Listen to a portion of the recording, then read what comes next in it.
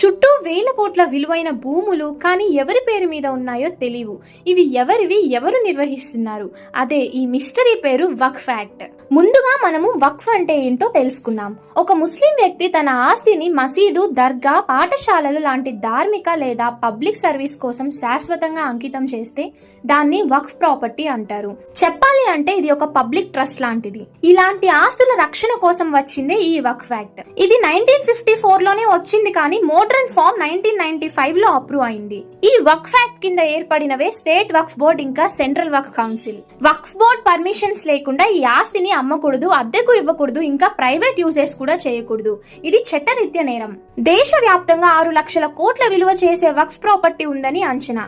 ఇవన్నీ ప్రజల సేవ కోసం వాడాలి. That's the purpose behind the Waqf act. ఇది కేవలం ఒక చట్టం కాదు, ఇది ముస్లిం మైనారిటీల ఆస్తులను రక్షించే ఒక shield. So that's it for this video. Next వీడియోలో మనం వక్ఫ్ అమెండ్మెంట్ యాక్ట్ 2025 గురించి తెలుసుకుందాం. ఇది ప్రెసెంట్ నడుస్తున్న ఇష్యూ కాబట్టి కరెంట్ అఫైర్స్ కి మనకి చాలా బాగా యూస్ అవుతుంది. So stay tune for the next video. Until then see you, bye by.